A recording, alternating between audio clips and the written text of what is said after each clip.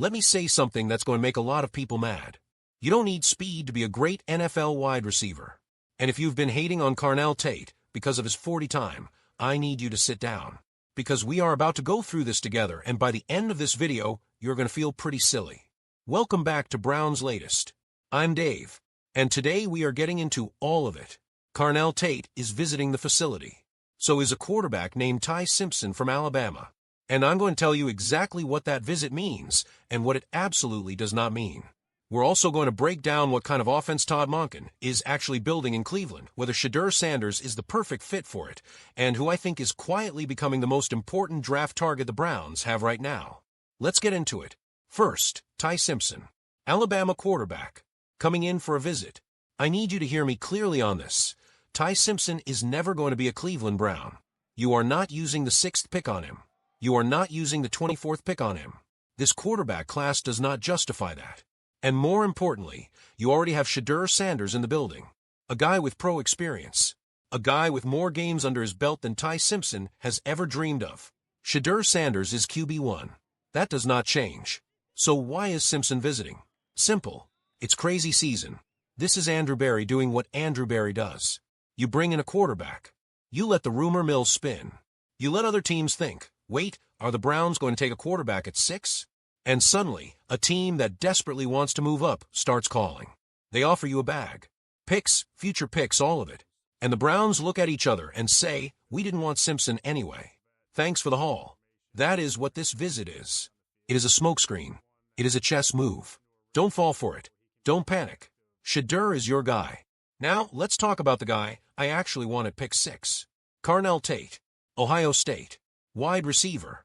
And before you say a single word about his 40 time, let me stop you right there. He ran a 4.5, and the internet lost its mind. Oh, he's slow. Oh, Dave only wants him because he went to Ohio State. Oh, he can't play in the NFL at that speed. So let me ask you something. You want to talk about combined speed? Let's talk about combine speed. The fastest 40 times in combined history, Xavier Worthy, John Ross, Henry Ruggs 3. Go look at those careers. Worthy is fine, but he's no Tyreek Hill. Ross was a bust. Henry Ruggs, you know how that story ended. Speed didn't save any of them. Now flip it around.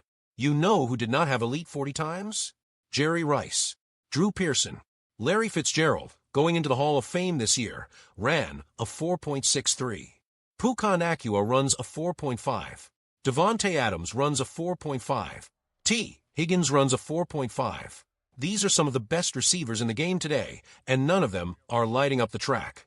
You know why? Because straight-line speed is for track stars. Wide receivers need game speed. And game speed is something you either have or you don't. It's the ability to get off the line, to read coverage, to find the soft spot in a zone, to make the catch in traffic when the linebacker is breathing down your neck. You cannot put a stopwatch on that. And Carnell Tate? The man did not drop a single pass last year. Not one. 0 drops. He played second fiddle to Jeremiah Smith, one of the most hyped receiver prospects in years, and still showed up every single week. This is JSN 2.0. And if you don't remember, JSN played second fiddle to Marvin Harrison and Garrett Wilson at Ohio State. Look at him now. I am not coming down from the Carnell Tate hill. Not today. Not ever. The only thing that worries me about Tate is whether he's still there at 6. Because he might not be. And that's exactly why the Browns are playing games with Ty Simpson visits, to create trade opportunities in case Tate is gone before they pick. Now, let's talk about what kind of offense is actually being built here. Because if you want to understand why the draft targets matter so much, you have to understand Todd Monken.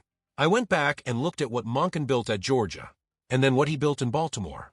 And when you line them up side by side, the picture becomes very clear. At Georgia, heavy run game, inside zone reads as the foundation, read option elements, but he immediately started adding passing volume. Tight ends used as what they called super slots, blockers who could also get into routes and stress defenses. Motion shifts varied personnel, sideline to sideline. That is Monken's DNA. Then he goes to Baltimore. He's got Derrick Henry and Lamar Jackson. So what does he do? He builds a power run identity. I formations, 21 personnel. He runs people into the ground and uses that to open up the passing game. And then this is the part people forget. He turned Lamar Jackson into a pocket passer. A guy who was known purely as a runner, Monken made him a legitimate passer. That is what this coach does. He adapts. He plays to his players' strengths. He doesn't force his system onto his roster. He builds his system around his roster. And now he has Shedeur Sanders. Shedeur comes from a spread RPO system at Colorado. Quick game concepts, pre-snap motion, timing routes. West Coast inspired. Think McVay with the Rams. Think Stafford hitting Puka Nacua on those short to intermediate routes that turn into big gains. Elite playmaking ability off script. That's Shedeur. And here's why this marriage works. Monken does not have to rebuild Shedeur's passing mechanics the way he had to develop Lamar's. Shedeur already throws from the pocket. Shedeur already goes through progressions. What Monken will add is a running dimension, some design runs, some quarterback sneaks, maybe 4 or 5 carries a game. Think Jalen Hurts with the Eagles. Think Josh Allen in Buffalo. You don't need to be a running quarterback to win in this league. But you need to be a quarterback who can run. And Shedeur can. This offense is going to be fun to watch. I promise you that. But none of it works without the offensive line. And this is where the draft gets really interesting. Monken wants his offensive linemen big, physical, and fast. That's not a preference, that's a requirement. So I went and looked at the fastest offensive linemen in this draft class. Monroe Freeling, Georgia, left tackle, ran a 4.93.